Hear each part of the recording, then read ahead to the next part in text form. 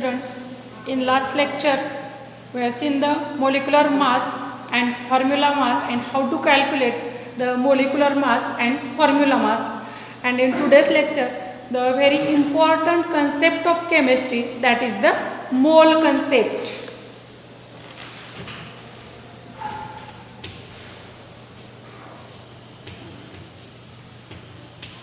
Concept of mole, that is, what is mole?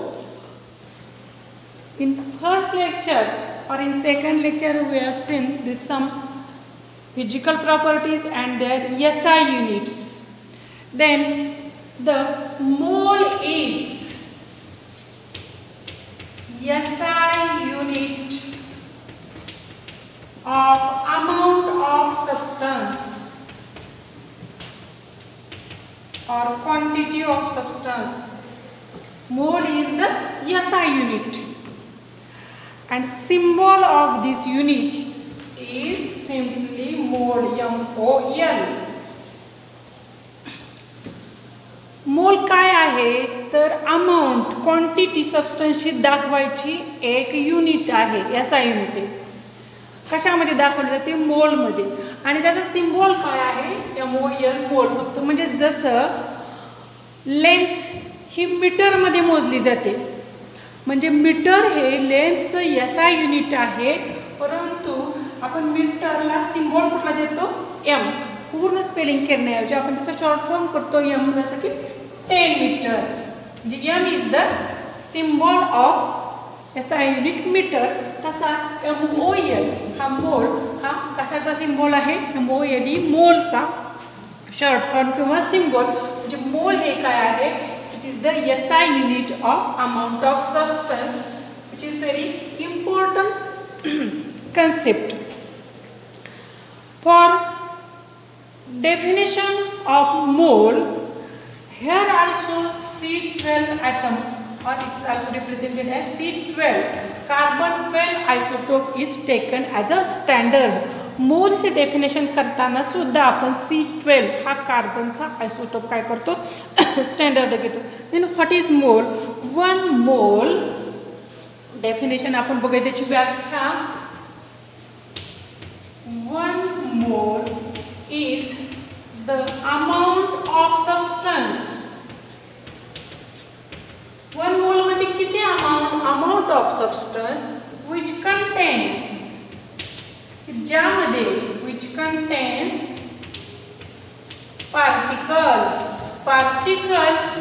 इथं या अर्थानं ते particles either atoms असतील, ions असतील, molecules असतील किंवा काहीही असेल, इलेक्ट्रॉन्स असतील, काहीही atoms, ions, molecules, electrons. किती? one mole of is the amount of substance which contains particles. किती particles असतील? Particles equal to 12 gram. आता 12 ग्रॅम्स जर किलोग्राम करायचं झालं तर आपण बघितलंय सेकंड लेक्चरमध्ये काय करायचं? जेवढे ग्रॅम आहेत त्याला 10⁻³ न मल्टिप्लाय केलं की ते काय होतं? Kilogram. 12 gram of C12 isotope. 12 gram of C12 isotope are carbon 12 atom. One mole is the amount of substance which contains particles. कोणतेही particle, atom, ion, molecule, electron, particles equal to 12 gram of C12 atom किंवा C12 isotope. C12 atomच्या 12 gram मध्ये, C12 isotopesच्या 12 gram मध्ये जेवढे atoms असतील which contains particles equal to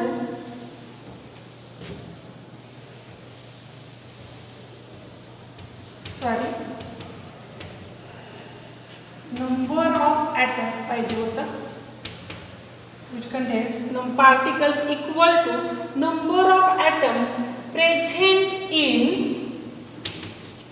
12 gram of C12 isotope. बघा पुन्हा एकदा 1 mole is the amount of substance which contains particles equal to number of atoms present in 12 gram of C12 isotope.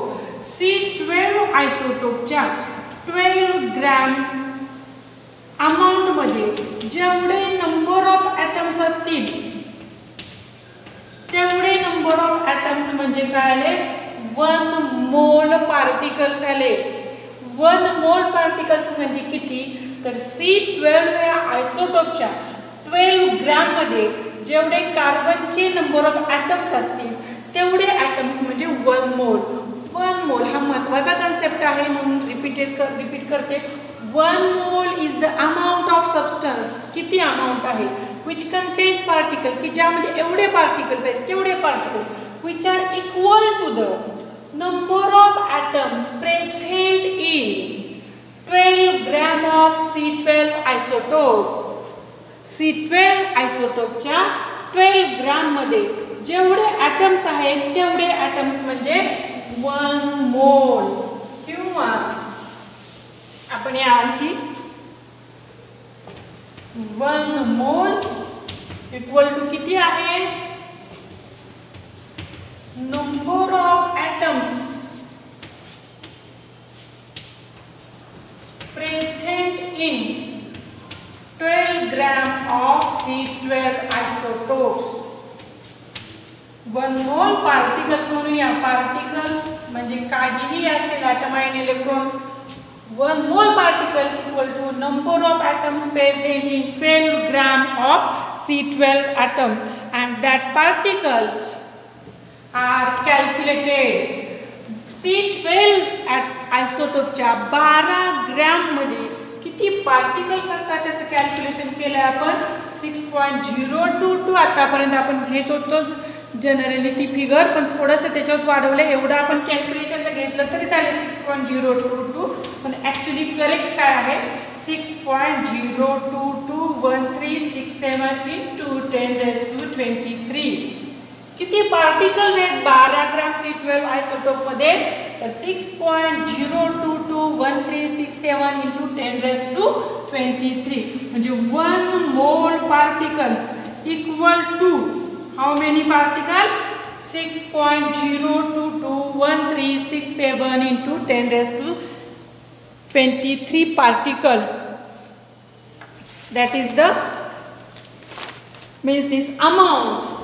These number of atoms are present in 12 gram of C12 isotope and this number is by calculation. Calculation वरून हा number काढलेला आहे. आता मोल हा concept तुमचा clear व्हायला पाहिजे. हा जो नंबर आहे 6.02 तुम्ही 10वीत कदाचित बघितलं आहे 0221347 6.0221367 into 10⁻23 हा जो नंबर आहे याला ॲव्होगाड्रोज नंबर किंवा ॲव्होगाड्रोज कॉन्स्टंट असं म्हटलं जातं. ॲव्होगाड्रोज नंबर किंवा Avogadro's constant this is with honour of the Amedeo Avogadro. Avogadro या सायंटिस्टला रिस्पेक्ट देण्यासाठी तो शब्द इथं वापरलेला आहे. त्यानं हे शोध लावला म्हणून ॲव्होगाड्रोज कॉन्स्टंट किंवा ॲव्होगाड्रोज नंबर कॅल्क्युलेशनला सध्या आपण फक्त 6.022 into 10⁻23 घेतलं तरी चालतं. Then it is mean by 1 mole. याचा अर्थ काय होतो 1 मोल ऑफ ऑक्सिजन ॲटम्स. 1 मोल म्हणजे प्रत्येक वेळी आपण हा नंबर लक्षात ठेवायचा 6.022 into 10⁻23 oxygen atoms O atoms. 1 mole oxygen atoms म्हणजे किती झाले एवढे O इथं O लिहिलं आहे मी ऑक्सिजन ॲटम्स 6.022 into 10⁻23. तर 1 मोल ऑफ ऑक्सिजन गॅस असं जर म्हटलं तर ऑक्सिजन गॅस आपण जेव्हा म्हणतो तेव्हा गॅस हा नेहमी म्हणजे सराउंडिंगमध्ये जो ऑक्सिजन आहे ते इथे एक तिथे एक असा नसतो, तर तो O2च्या स्वरूपात असतो. एक ऑक्सिजन ॲटम दुसऱ्या ऑक्सिजनला कंबाईन होऊन ऑक्सिजन मोलेक्यूल तयार झालेले असतात. मग ऑक्सिजन गॅस हा शब्द जेव्हा असेल तेव्हा तिथं O सिंगल येणार नाही, तर काय येतील, ऑक्सिजन गॅस असेल तेव्हा ऑक्सिजन मोलेक्युल्स येतात. कारण ऑक्सिजन गॅस हा मोलेक्युलच्या स्वरूपामध्ये असतो. म्हणजे ऑक्सिजन हा डायटॉमिक गॅस आहे, डायटॉमिक. परंतु हेलियम जर घेतला आपण तर हेलियम हा मोनो ॲटॉमिक गॅस असतो. म्हणजे हेलियमचे ॲटम्स पण तेवढेच येणार आणि मोलेक्युल्स पण तेवढेच येणार. 1 मोल ऑफ ऑक्सिजन गॅस म्हटलं, हेलियमचा तर सध्या कॅन्सल करा तुम्हाला लक्षात येण्यासाठी, तर O2 मोलेक्युल्स किती असणार, तेवढेच असतात. 6.022 × 10⁻23. पण इथं ऑक्सिजन ॲटम्सच्या ऐवजी काय येणार, ऑक्सिजन O2 मोलेक्युल्स येणार. 1 मोल ऑफ ऑक्सिजन गॅस म्हणजेच oxygen molecules equal to 6.022 × 10⁻23 oxygen molecules. 1 mole of कोणतंही घ्या, 1 मोल ऑफ H2O मोलेक्युल्स किती आले, तेवढे 6.022 × 10⁻23 H2O मोलेक्युल्स.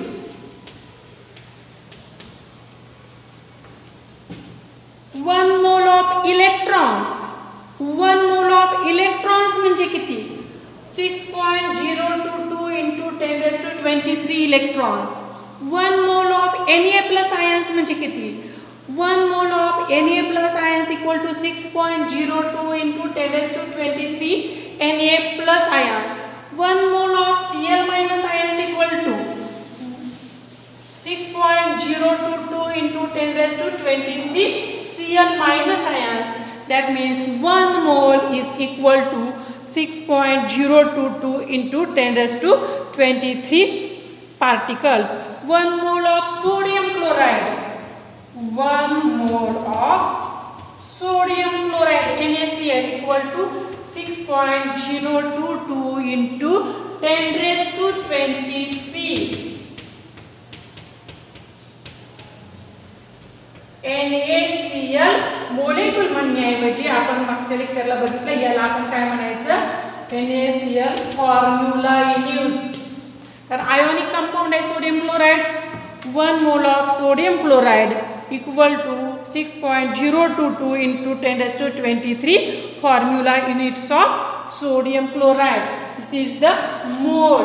एवढं लक्षात ठेवायचं. 1 मोल इक्वल टू 6.022 × 10⁻23 पार्टिकल्स. पार्टिकल्स मग तिथं काय येतील, पार्टिकल्स म्हणजे ते आयन्स येतील, मोलेक्युल्स येतील किंवा इलेक्ट्रॉन्स येतील, कॅटायन्स का कोणतं येईल, फक्त 6.022 3467 1367 × 10⁻23 फक्त 6.022 × 10⁻23 लक्षात ठेवलं तरी चालेल. पुढचा कन्सेप्ट आपल्याला बघायचा आहे मोलर मास. मोलेक्युलर मास आणि मोलर मास यामध्ये काही साम्य आहे, काही फरक आहे. मोलर मास म्हणजे मास of 1 mole of substance in gram. Mass of 1 mole of substance in gram is called molar mass. Symbol of molar mass is M. Mass of 1 mole of substance. 1 mole म्हणजे किती? 6.022 into 10⁻23 particles. मास जेव्हा आपण कशामध्ये major करतो, gram मध्ये major करतो, तेव्हा जे काय ते म्हणजे काय असणार आहे, मोलर मास असणार आहे. मास of 1 mole of substance in gram is called as molar mass. The molar mass is numerically equal to molecular mass. Molar mass is numerically equal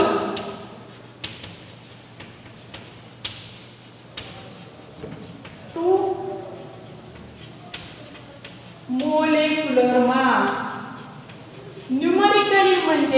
फक्त त्याचा नंबर तेवढा सेम असतो, त्याचं युनिट वेगळं असतं.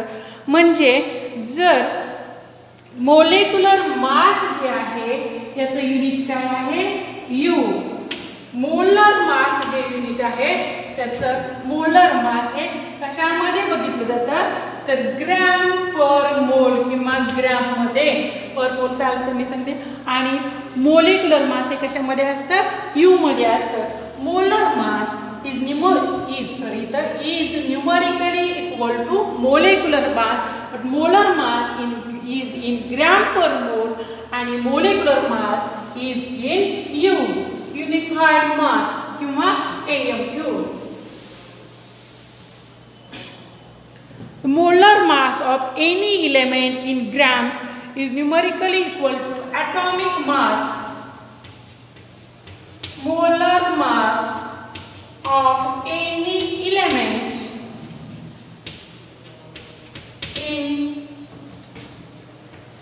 gram is, element हा शब्द महत्वाचा आहे, is numerically equal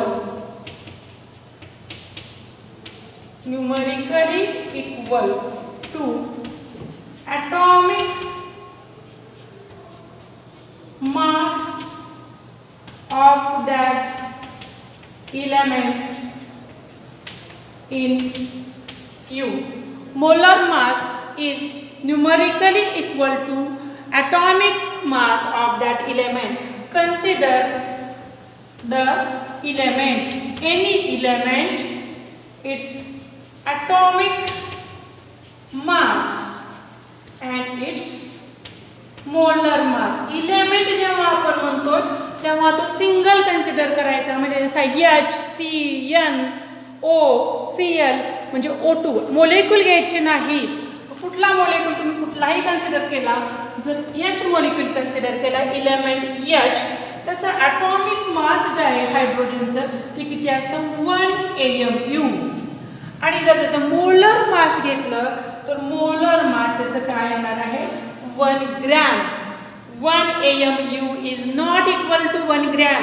1 AMU म्हणजे 1 ग्रॅम असत नाही, फक्त याचा काय नंबर सेम आहे, युनिट वेगळा आहे. ॲटॉमिक मास 1 AMU असेल किंवा 1 U, तर मोलर मास किती असेल, 1 ग्रॅम. दुसरा एलिमेंट आपण कोणता घेतला, नायट्रोजन. नायट्रोजनचा ॲटॉमिक मास आपण किती लिहितो, 14. ॲटॉमिक मास त्याचं काय येणार आहे, 14 AMU. पण त्याचं मोलर मास काय येणार आहे, 14 ग्रॅम. म्हणजे 6.022 into 10⁻23 नायट्रोजन ॲटम्सचं जर मास घेतलं, वजन केलं तर ते किती येणार आहे, 14 ग्रॅम येणार आहे. कारण मोलर मास म्हणजे 1 मोलचं मास असतं ते. 6.022 into 10⁻23 ग्रॅम ॲटम्स असतील, त्यांचं मास जर केलं तर ते किती, 14 ग्रॅम. ऑक्सिजनचं ॲटॉमिक मास किती आहे, 16 AMU. आणि त्यांचा मोलर मास किती येणार, ग्रॅमला सिंबल फक्त जी 16 ग्रॅम. किंवा मोलर मास हे ग्रॅममध्ये किंवा ग्रॅम पर मोल असं लिहिलं जातं, 14 ग्रॅम पर मोल. आता पर मोल म्हणजे काय, 16 ग्रॅम पर मोल.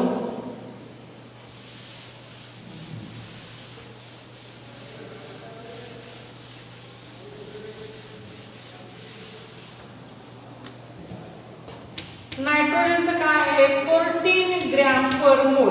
हे ॲटॉमिक मास आहे, सॉरी मोलर मास आहे. पर मोल 14 ग्रॅम. तर आपण माहिती मोलर मास आपण कशामध्ये बघतो, ग्रॅम मध्ये. पर मोल म्हणजे एका मोलचं, एका मोल नायट्रोजनचं मोलर मास आहे 14 ग्रॅम. म्हणून ते कसं रिप्रेझेंट केलं जातं, 14 ग्रॅम पर मोल.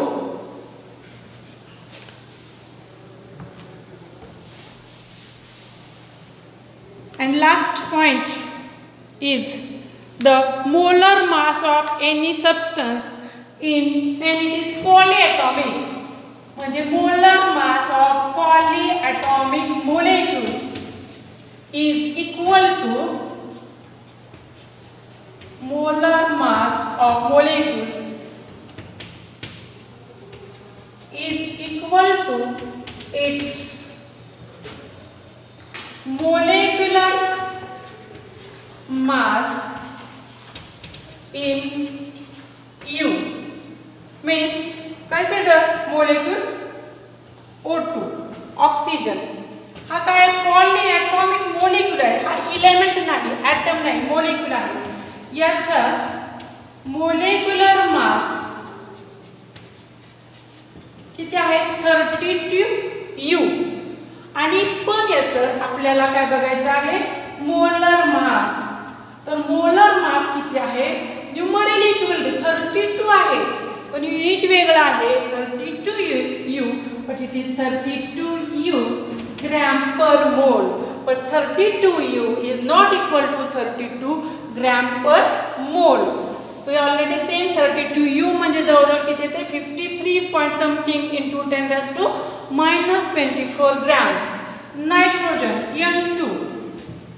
आता याचं मोलेक्युलर मास किती आलं 2 नायट्रोजन आहेत, एकाचा ॲटॉमिक मास 14 असतं, म्हणजे N2चं 14 गुणे 28U याचं मोलेक्युलर मास आलं, परंतु मोलर मास मात्र त्याचं किती आलं 28 ग्रॅम पर मोल. Thus molecular mass is in U and molar mass is in gram per mole. Numerical numbers are same but units are different. Thus here is the molar mass. And in next lecture आणखी आपण ह्याच्यातली काही example आणि मोल्सचा पुढचा part बघूया. Okay, thank you.